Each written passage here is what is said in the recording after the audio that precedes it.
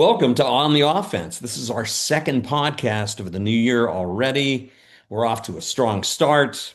I'm here, John Clendenning, my business partner's here, and today we're going to talk about something a little different. You know that both of us are alums of EDS, and we had a huge headquarters in Plano, Texas. I mean, it stands out on the Awesome. prairie here. It's just an amazing building. But when we vacated that building and it was taken over by HP and the other company that came in, um, they've kind of let it just stay vacant for a long time. And they were looking for someone to buy it. A biotech group came in and they said, "Oh, we're going to make this our biotech laboratory headquarters." That doesn't seem to have worked out. And AT&T just announced that they're moving their headquarters from Dallas to Plano, to the old EDS property. They're going to tear it down. It's going to be a shame, but they're going to build a spanking new headquarters. And as Ross Perot said way back when he bought all this land, and I forget how many acres, but it's a tremendous amount A of lot, land. lot of acres. Yeah, and he basically said, I'd love to have my headquarters in a place where people can live and work. And that's why Plano is just a great place for that. And a number of headquarters have moved right onto the same street as EDS. So that was interesting that AT&T is going to move up here. And that Um, street you're talking about is called, I'm sorry, and the street you're talking about with all the headquarters is called. Legacy Drive No. Well, yeah, I mean that's the EDS street, but the one that connects headquarters, Headquarters Drive, headquarters drive. the aptly named Headquarters Drive. But we've spent a lot of time up there. We've seen it grow. It used to be when we first started, if you looked out to the west, there was nothing. If you looked up to the north, there was nothing. But the south and east, lots of stuff. And then by the time we left, there was stuff to the north, stuff to the west. This vibrant shopping area and business area had grown around it. So, that's going to offer AT&T a great place to move, but also a great place for amenities and all the things that companies like while they're still in the Dallas Metroplex area. Anyway, so that brings up, the topic. When companies move their headquarters or move a major center of operations, there are a lot of adjustments that have to take place. And Uh, John, you want to weigh in on that?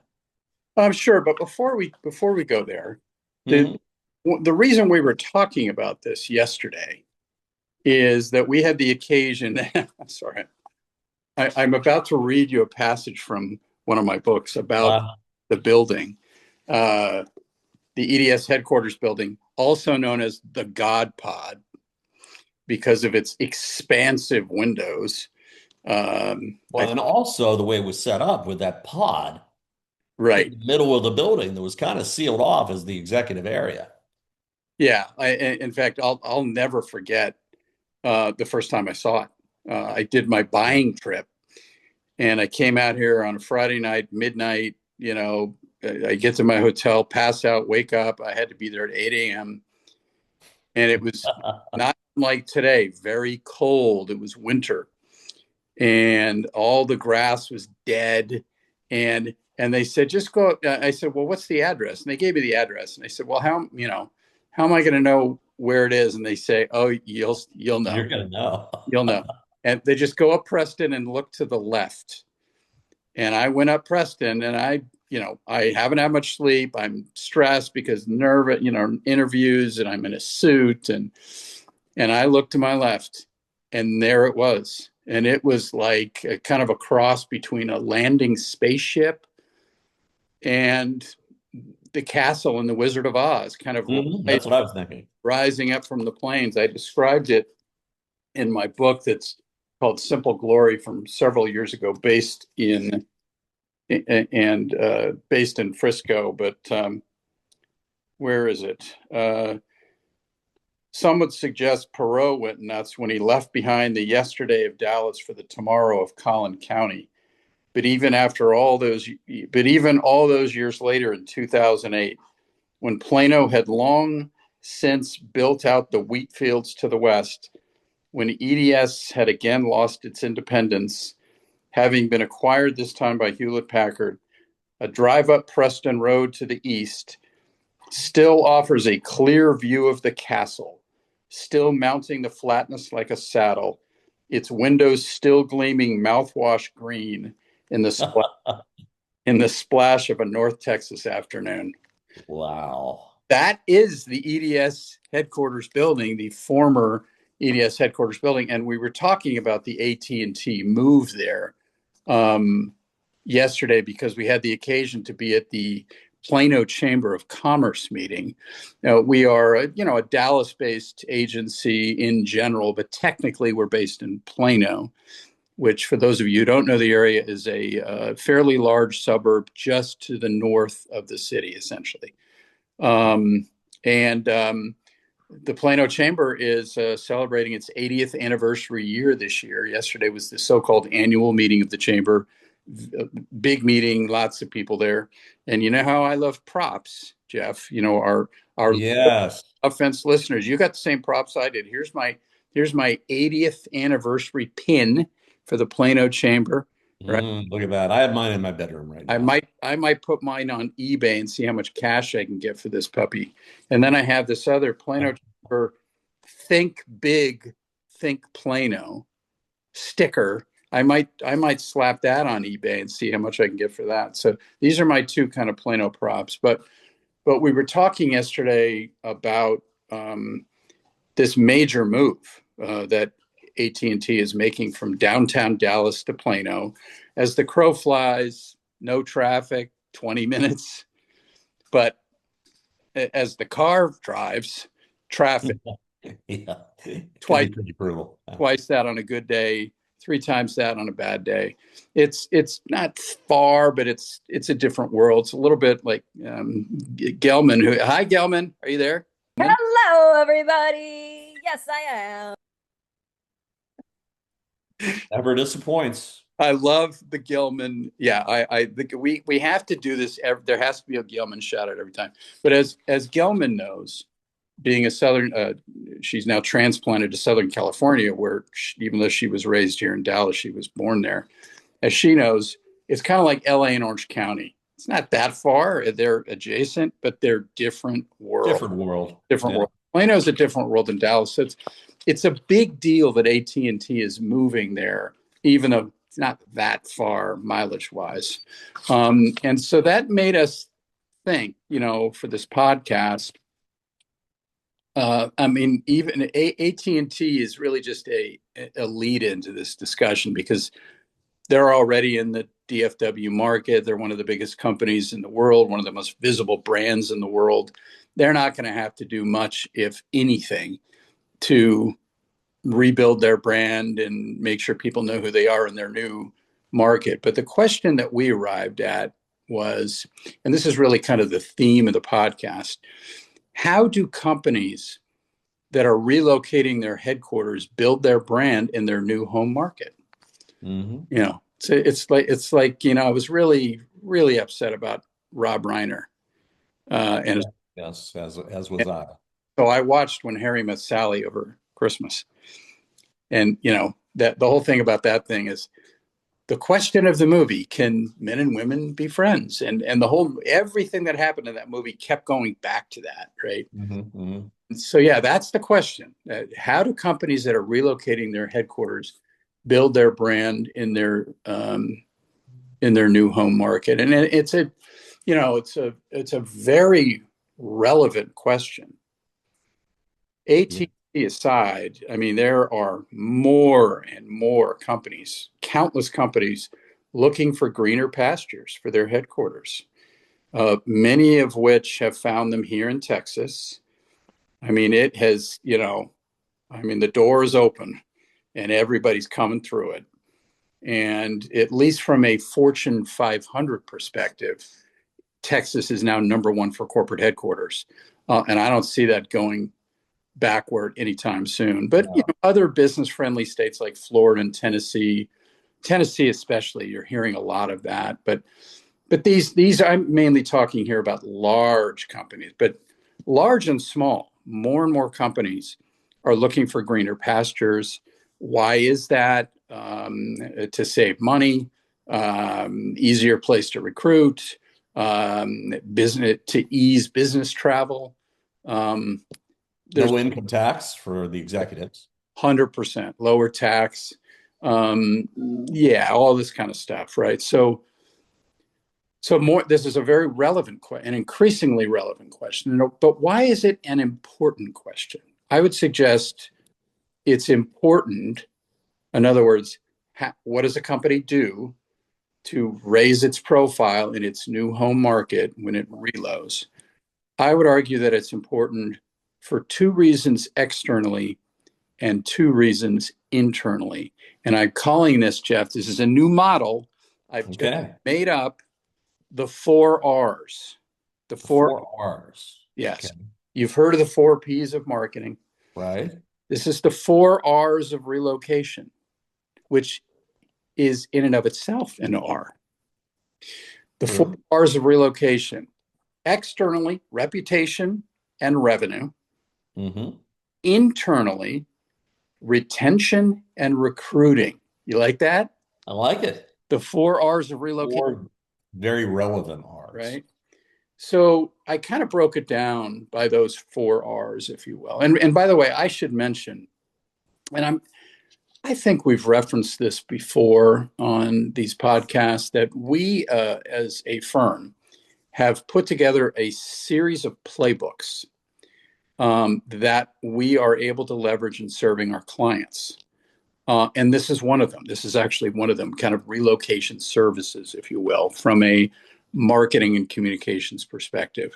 Why do we have these playbooks? I mean, we're certainly not alone in having them, but we have them because of our experience. We've almost no matter what we are engaged for, it ain't our first rodeo, right? So we're able to. We've actually recorded and reported the major findings that we have gleaned from our experience over time into actual documents that we refer to as, yes, our playbook when we go into a new engagement, right? It enables us to bring the best of our thinking, but it also, from a client perspective, it helps us deliver these services more efficiently, because even though you have to be flexible because every situation is different, you have a set of things that you know to at least explore before you begin, right? And it leads you to a conclusion, to a plan more quickly, right? Anyway, one of those is around this service. So what we're really talking about is, it's really kind of three main things I can think about, four things really, all of which I would put under the banner of so-called hyper-local, right? Hyper-local. PR, or media relations, social media, local business alliances, and internal communications, internal engagement, right? So, I mean, in other words, these are the things you have to take into account, right? In order to achieve success with the 4 R's of relocation. So we haven't yet explained, before I was going to offer an example, we have yet to explain to our robust audience, and actually we're getting up there. I mean, thank you, everyone. Thank you. Yeah, numbers are adding up. The numbers are adding up. More and more of you are paying attention. YouTube rewards volume. The more we post, the more the algorithm spreads the word, not because of anything we do, it's because of the algorithm. And Gelman, by the way, is the person who taught us that. Thank you, Gelman. Love you. We love you too. Gelman is the best. Gelman is just the best. So we haven't explained to our audience why we're wearing what we're wearing today. Now, part of the reason is it's freaking cold here in Dallas, and it's getting colder. It's getting colder. I like to say to people that Dallas isn't on the sun, but it's near it, except for days like this, when we are hunkered down, The snow is coming. The Well, ice is coming. The ice is much more damaging than the snow. 100%. This is a Friday when we're recording this. We are expecting that by the time we all go to bed tonight, it's going to be coming down. And then when we wake up tomorrow morning, essentially the entire city is going to be an ice rink. How long it remains that is the real question, right? If it goes into next week, you got school being canceled, you have companies saying work from home, et cetera, et cetera. But anyway, that's part of the reason we've got layers on today. But there's another more relevant reason. We decided to wear stuff today, and not including my Iona University pullover, but we decided to wear stuff today that promotes local cities. So mine, I think it's just a logo. Mine, and this was a gift, Jeff, from Gelman. Oh my. Who is a Hermosa Beach resident. This is the logo. This is a hat from Hermosa Beach, California, which is a fantastic beach town in the Los Angeles area. For those of you who don't know, it's you fly into LAX, you get on PCH, drive about 10 minutes, you hit Manhattan Beach, and then you hit Hermosa Beach. It's right there. It's a fantastic town. It's not as well known as Manhattan Beach, a little bit like the Park Cities here in Dallas. Yep. Everyone says Highland Park, but University Park is like, oh, by the way, then there's University Park, right? Hermosa Beach is kind of like that. But I'm wearing a Hermosa Beach hat, and the example of a hyper local approach you can take when you're moving to a new headquarters that I'm going to provide is from Hermosa Beach. Jeff is wearing, why don't you describe what you're wearing? Yeah, you know, I'm an Eastern boy. I'm from Pittsburgh, Pennsylvania. I went to Penn State. Everything about my background speaks East. But for some reason, the stuff I have with the swag is all West Coast. So I'm wearing a Laguna Beach sweatshirt. Unfortunately, the way this is being taped or filmed or whatever you call this now, it's backwards. So just know it's a Laguna Beach. And then I'm wearing a hat. I don't know if you can see this. You probably can't, but Oh, that helps. Yeah. that is Cannon Beach, Oregon, another place we've been. About an hour or 2 hours away from Portland. So, you know, those are two thriving communities, as is Plano. One thing that John didn't mention about Plano is that occasion we went to yesterday was the 80th anniversary of the Chamber of Commerce. And when they first started in Plano, I think there were about 1,500 people who lived in Plano. Right. 10 years later, there are about 4,000. Today, we've got over 240,000 people in Plano. That is huge. I mean, that's bigger than the city of New Orleans, yet people don't know about Plano. That's bigger than the city of New Orleans? Yeah, certainly after the hurricane. Uh, Now, more right. people have moved back to New Orleans, but we're big. We're big. You know what? I can think of two analogous things that are kind of fun. This is kind of a fun topic. I hope the listeners agree. It's fun for us. By the way, the Laguna thing is not backward for me. Really? It's backward for me. Interesting. Okay. Speaking of Southern California, when you drive from LA proper to Orange County, you go through Long Beach. Okay. Long Beach State is there. The Queen Mary is in Long Beach and the harbor there. How many people do you think live in Long Beach? Just take a wild guess. 100,000? 500,000. Holy mackerel. Holy something. Yeah. Holy, right? I mean, it's like Incredible. from a freeway point of view, it's like flyover country, which Uh-huh. is a snotty thing to say. But 500,000 people live there. It's unbelievable, right? It is. It is. The other thing here, I'll give you another one. All right. Quiz. I love giving quizzes. Well, you're a teacher. I am a teacher. Yes. What is the second most populous city in the state of Illinois? Obviously, Chicago is one. What is number two? I can Most guaranteed, really hard. never heard of it. Not Rockford. It is not Rockford. I believe it's close to Rockford, though. Isn't Rockford kind of west of the city West. or west It's like or between Chicago and the border of Iowa, uh, going west. this? Okay, yeah. This place I'm thinking of is not far from O'Hare, and it's about 45 minutes from downtown Chicago. And what place is that? That would be Aurora, Illinois. Aurora, Illinois. And the only reason you would have heard of it, because I'm willing to bet you're a fan of this movie, Wayne's World. Wayne's World.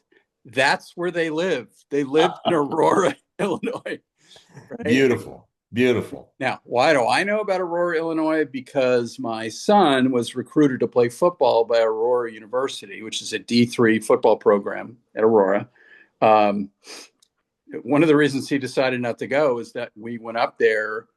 I mean, Martin Luther King weekend was last weekend. We went up there, Martin Luther King weekend, and it was frigid, literally frigid. And he was looking at me going, oh man, I don't know about this. Right. Anyway, but the point is, some of these towns are big. And Yeah. what that means when you move there as a company is there's a lot going on. There's a lot of organizations to get involved with. Sometimes there's local media that you need to get to know. I mean, you might not think of Aurora. What do we need to do there? We'll just deal with the Chicago people. But a place like Aurora, a place like Plano, has its own infrastructure as well. So Right. I say hyper local. Sure, if you're coming to Plano from Oregon, wherever, Or New sure, Jersey, as my case was. or New Jersey, right? Sure, you got to get to know the people in Dallas, I suppose, but you also have to get to know the people in Plano, right? Mhm. So let's take an example. Hermosa Beach, California. And I divided this up between external and internal, Okay. reputation, revenue, retention, recruiting. Okay. From an external point of view. And these things I know from personal experience because I actually used to live in Hermosa Beach. They have their own paper. It's called the Daily Breeze. Now, it's not just in Hermosa Beach, Right. it covers the entire so called South Bay region of Los Angeles, Manhattan Beach, Hermosa Beach, Torrance, which is actually a very large city itself, Palos Verdes. But the Daily Breeze, I actually used to write for the Daily Breeze. But they're going to be much more prone to cover you as a local business than the Right.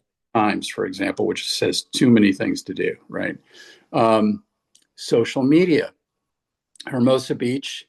So yeah, if you are, name the company, Joe's software solutions. No, Mhm. no, let's say Jeff Baum's software solutions. You started it in Plano. You can't take the heat anymore, and you're moving to Hermosa Beach. Okay. Well, yeah, you ought to reach out to the Daily Breeze. They might be interested in talking to a newly relocated head Right. business, right? Social media. The city of Hermosa Beach has its own official city app. It's called Go Hermosa! Exclamation point. Through which you access city services and things like that. I don't know if the app takes sponsors, does ads. Probably they'd be silly not to. For sure. That's something. Now, this is hyper local stuff we're talking about right now. There are all sorts of things you could also do in the greater Los Angeles, Southern California area, but we're talking hyper local right now. But even bigger cities than Hermosa have their own versions of these things, right? Mhm. Maybe you sponsor the official city app. They also have unofficial social pages, social groups where you can find out about upcoming events. There's lots of stuff about beach cleanup. When there's a big storm, the Strand, which is the big walkway for people and bikes, can get flooded and stuff like that. One idea could be to incentivize your local employees to sign up with that group and to get involved, right? Mhm. Um, And then still under the banner of social, who are the most effective local influencers, right? We've talked on multiple podcasts about social media, and one of them we were talking about the role of social within a hyper local marketing and communications plan. Hmm. Who are the most effective local influencers, right? Number of followers is great. I mean, volume matters, of course. But what's more important is who is more effective when it comes to local engagement.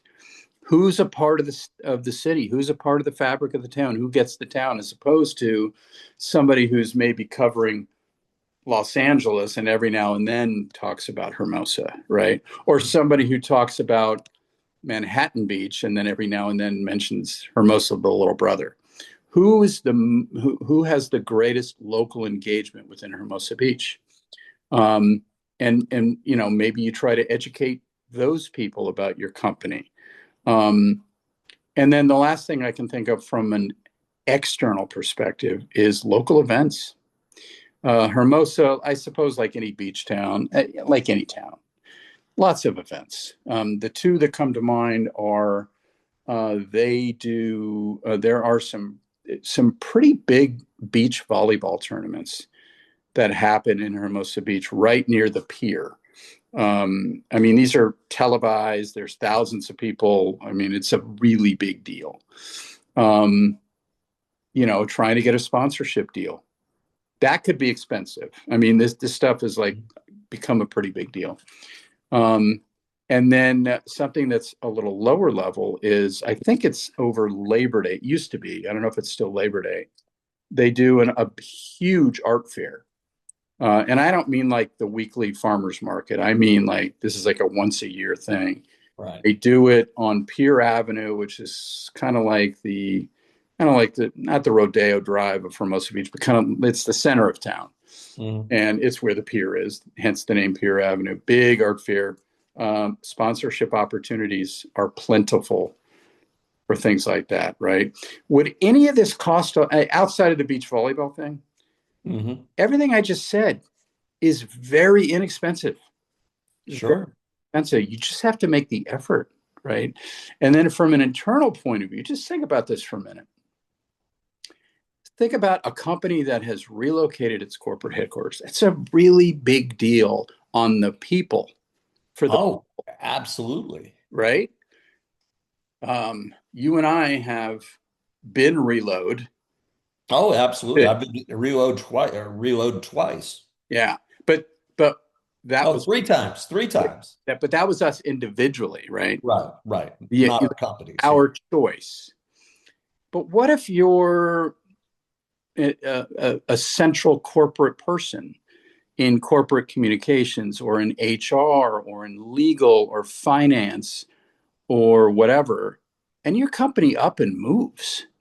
Right? Hmm. You're a salesperson, probably doesn't matter that much. But if you're a central corporate person, that's a big deal for you. You have to now decide, am I going to go? It's a Hmm. little bit like getting traded as an athlete. What do I do? Right? Right. All we hear about as fans is how the guy got traded. Well, what about his family? What about his kids? Big adjustment. They're Big in adjustment. school. What do you do?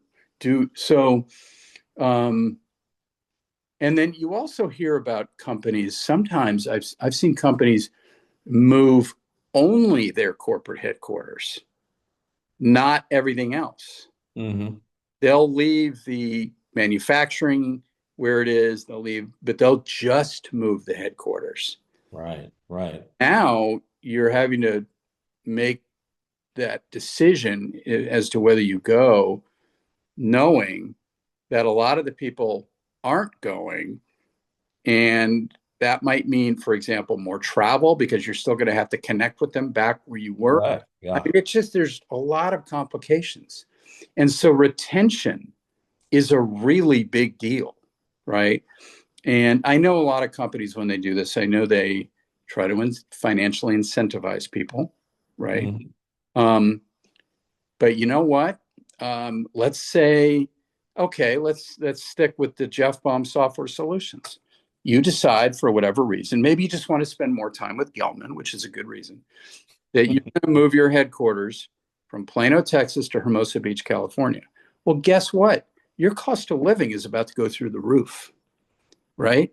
Correct. You make Yeah. This, honest, this is a fairly low cost of living place where you get a lot for your money. that's right. Hermosa Beach, I mean, it is, it's the price of living at the beach, right? It's expensive. Um, Mhm. Now, the public schools are quite good, so that's good. But I'm just saying, I mean, retention can be a real problem for companies when they relocate. So I guess the point is, you have to pay more attention than ever to internal comms, internal engagement, including for the people who didn't come, Mhm. because maybe they feel like, well, I'm no longer where the action is. I'm going to start looking for another job. I'm not at corporate anymore. Mhm. Mhm. If I want to get promoted to corporate, I got to move someday, Right.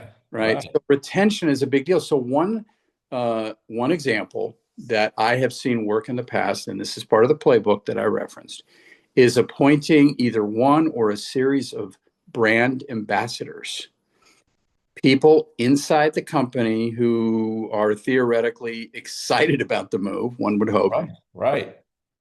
And they're kind of the bridge inside the building. They're the glue for getting people excited. You don't want to force it down people's throats, because a lot of people go because they have to. Maybe they don't really want to be there, right?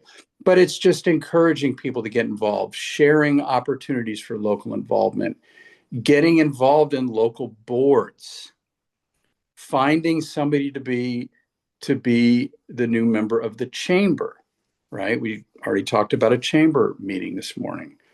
Um, who are the local companies with which we could strike strategic alliances, right? Mhm. It's Mhm. things like that, brand, and I don't mean salespeople. Right. It's more about culture and engagement internally. Mhm. And then the last piece, the last R, if you will, also under internal, is recruiting. Okay. This is an easy one to forget about. But one of our services as a firm is recruitment marketing. And what does that mean in English? Right. What it means in English is there are things that marketing and communications can do to help companies recruit people to their company. Mhm. And I'm talking about things beyond recruiting. I'm not talking about hiring more HR people to recruit. Right. I'm talking about marketing and communications things that can be done.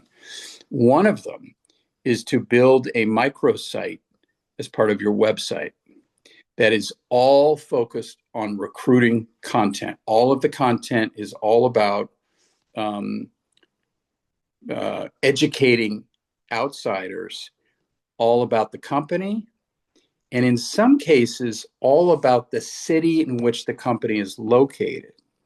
So Hermosa Beach, if you are moving your company to Hermosa Beach, you've got a lot of people jumping up and down because they get to live at the beach. But you also have a lot of people saying, "Boy, that sounds great, but how am I going to afford it?" Right? And so if you are a company that is relocating your headquarters to a high cost area, you need to educate local people, potential recruits, about, especially people who would consider moving, right? About cost of living.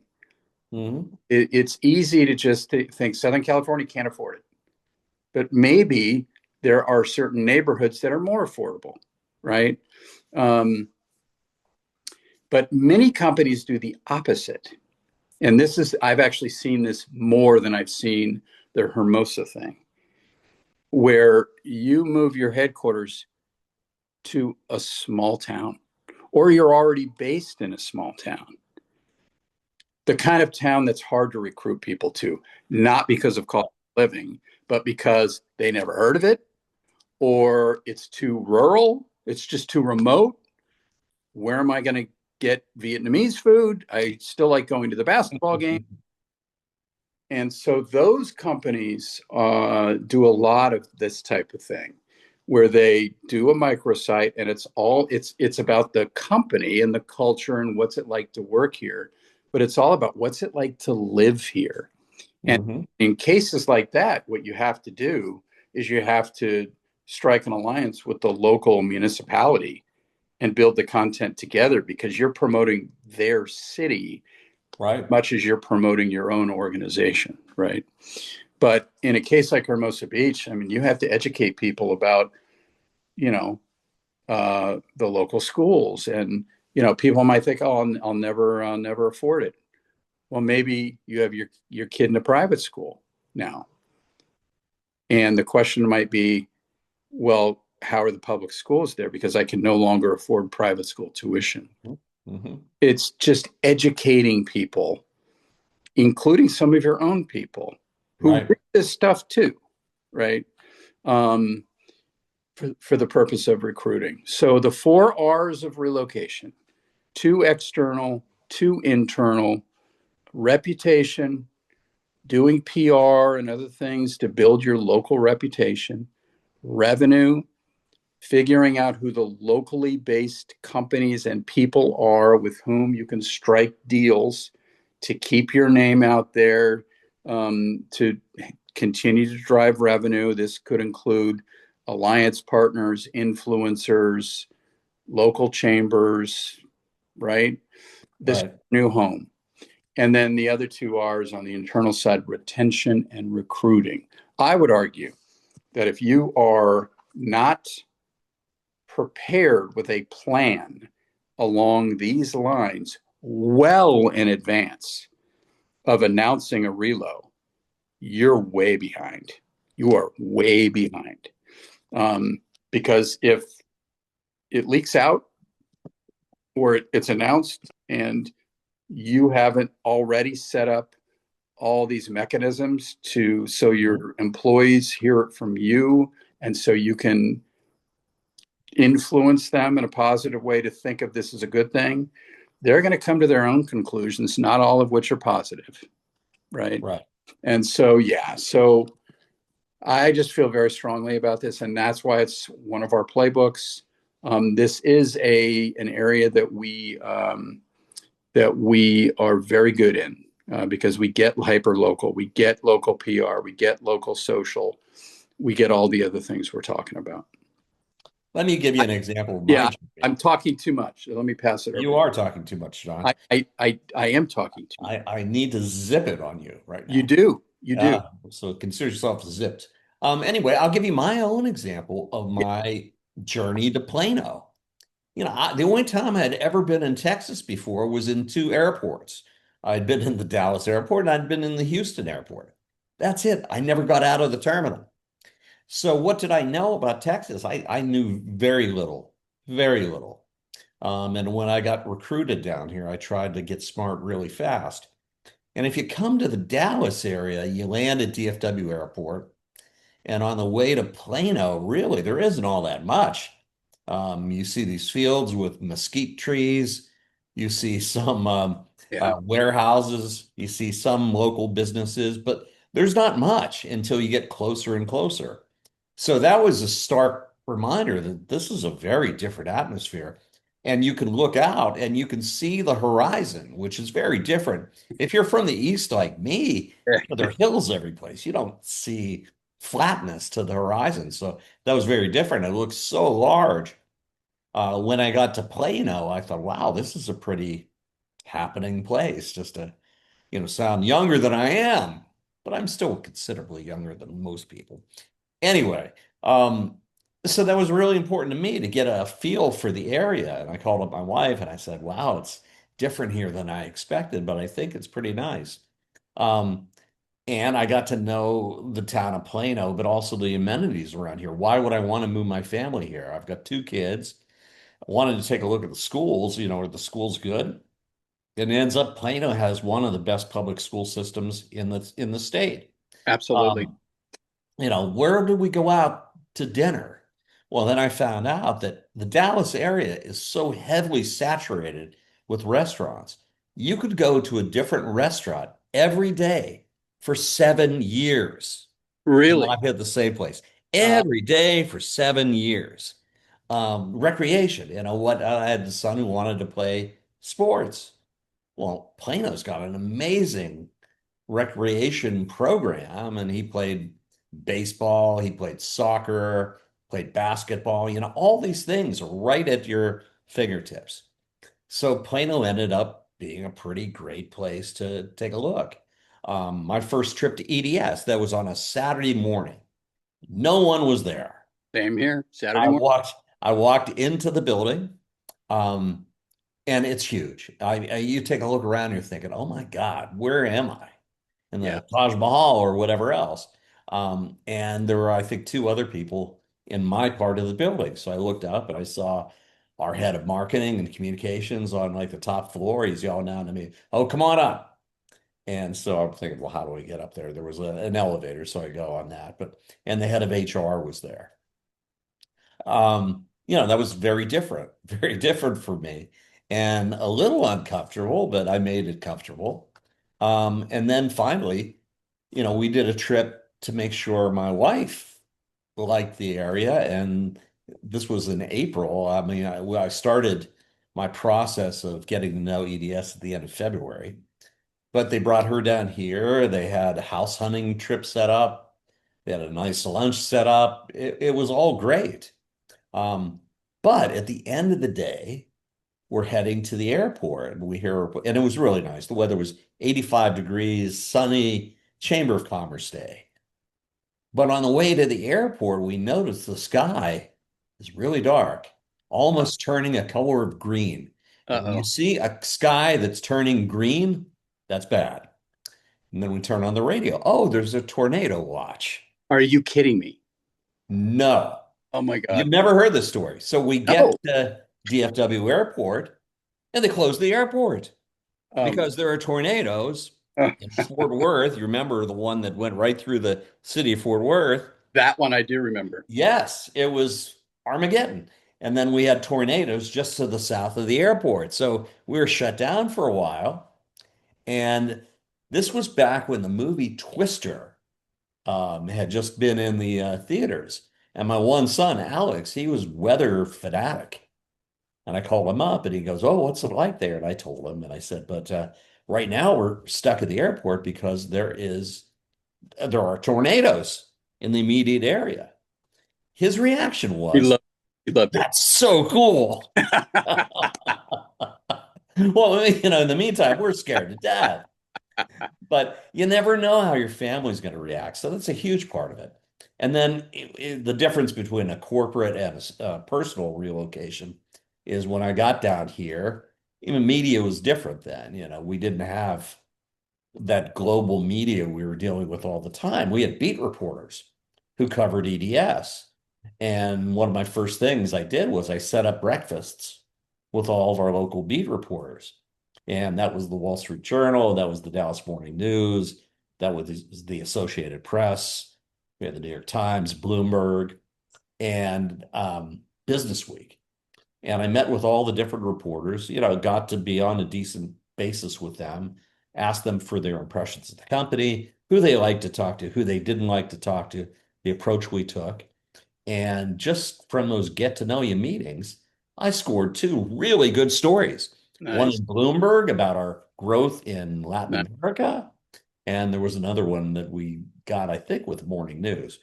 But it's that outreach, and that's why, you're going to a new area with new local reporters, with national reporters who report on your industry, who you've never interacted with before. You got to know the Mhm. company at the same time. Yeah. That's always a struggle. And I think one thing I always like to say is media relations, public relations, even marketing, they're I don't know. When you think about it, it's more of a social thing, not technical. I mean, if you go from a telecommunications company to a software company to an IT company, they're all kind of the same. You just have to learn the jargon of the industry. the more important part is the interaction that you can have with reporters, with editors, with marketing officers, other places, sales leaders. And so that was the hardest part of becoming accustomed to EDS, Hmm. also to Warner Lambert, which was in New Jersey, also Lucid Technologies, which was also in New Jersey. So I've been around my share of relocations. I've seen the ins and the outs. And I think all the four R's that John talked about, super, super important. And Well, yeah, I'd add you a know what? fifth R to that, John. Real estate. And where can Oh, you live? good point. Good And call. they did a really good job of selling us into this area. Really good job. Same with us. They assigned us our own real estate agent. And we did too, Jerry Slansky. I Yeah, think he's still with Ebby Halliday after all these years. that's funny. Yeah. Well, you know what? All of these R's, they come down to the same thing that you did in setting up those breakfasts. It's all about being proactive. You have to be Mhm. planful. You have to be proactive.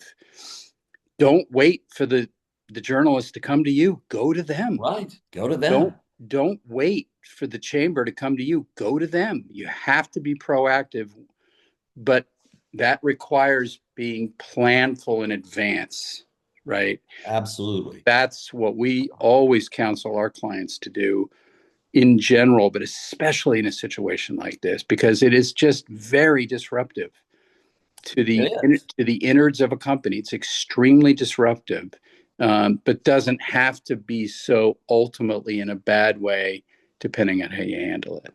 So, anyway, Mhm. great conversation. I love this topic. We do have one more topic to talk about, though. What This is would that be, not John? something we talked about in advance. The Super Bowl is coming up. By the time when we put this out, we'll know who's in the Super Bowl, but it will be before the Super Bowl. So Correct. this is the last podcast we will record before we know who's the Super Bowl winner. Mhm. So yeah, so we got four teams, and I think we may have done this last year. I The think question, we did. And I think we struck out completely. I Both think, of the question is, can men and women be friends? No, that's when. them. Uh, the question is, who's going to win the Super Bowl? In the NFC, you've got the Seahawks and the Rams. Right. And in the AFC, you've got what's left of the Broncos without Bo Nix. Right. And the Patriots. Got the Patriots. Did you hear they re-signed Tom Brady for the? I'm kidding. No, they didn't do that. Well, that wouldn't be out of the question. He's still in very good shape. He is in good shape. Yeah. What do you think? What say you? Super Oh, champion.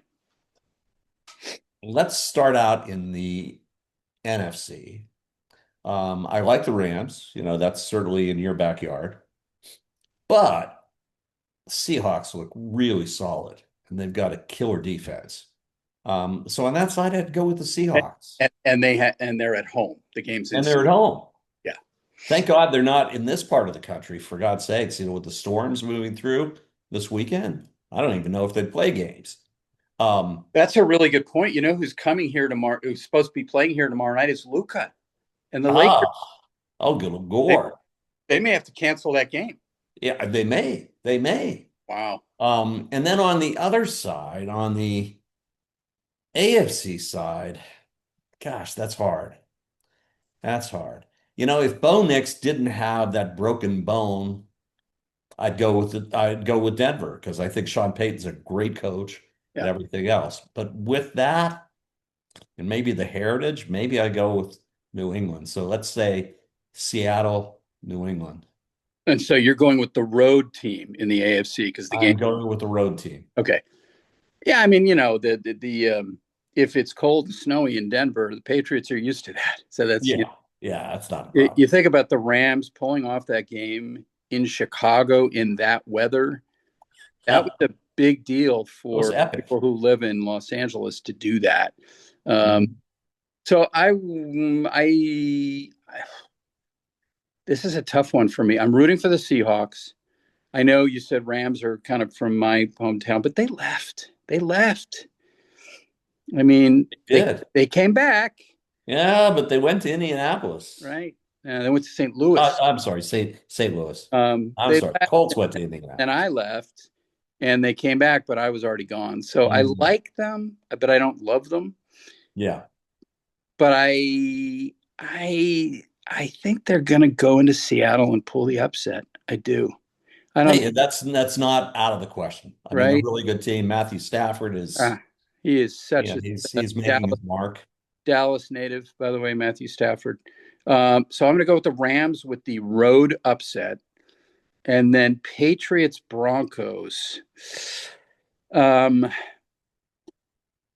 Boy, that's a tough one. I'm going to go with, just for the hell of it, to be the opposite of you across the board.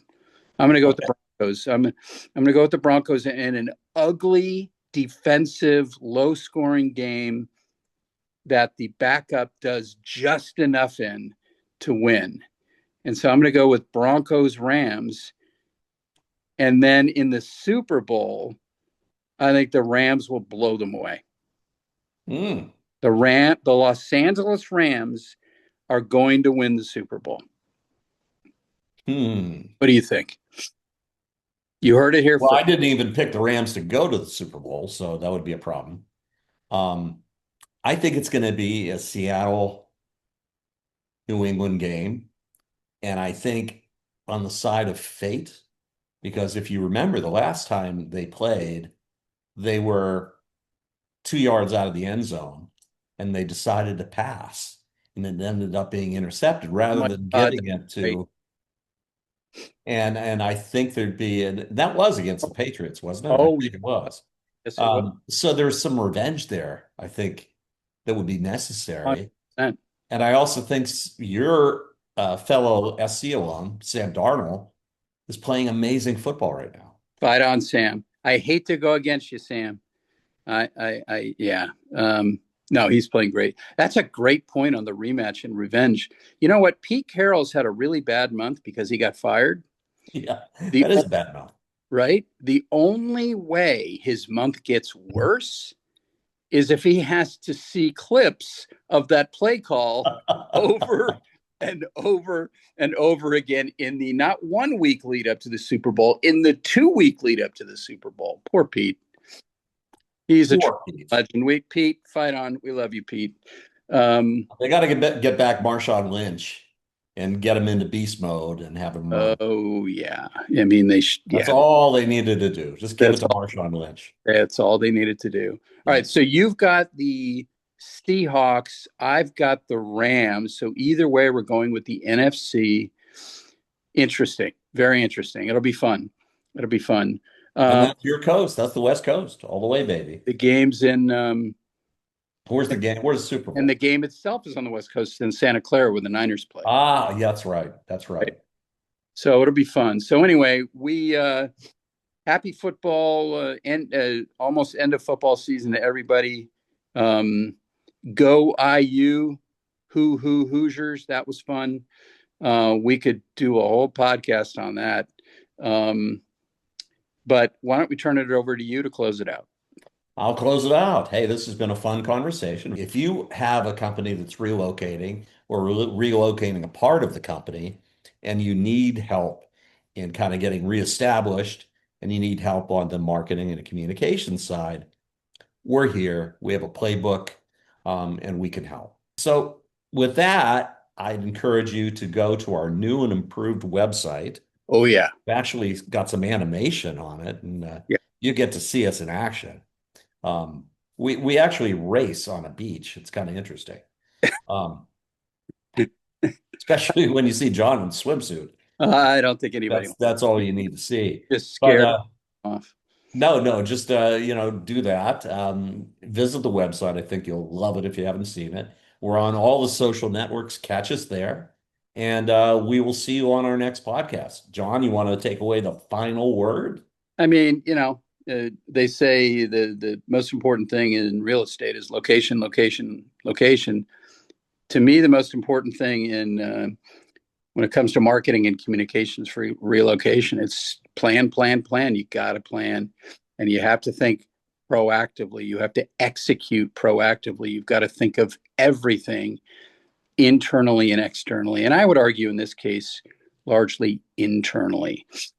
Never underestimate how disruptive forced relocation is for people and their families, right? So it's disruptive enough when people like us choose to do it. But how about if you didn't have a choice, right? And so it's you got to work it. You got to work it real hard. So anyway, yeah, great conversation. Go Rams, and we'll see you at the next podcast. Thanks, everyone. It's been great, guys.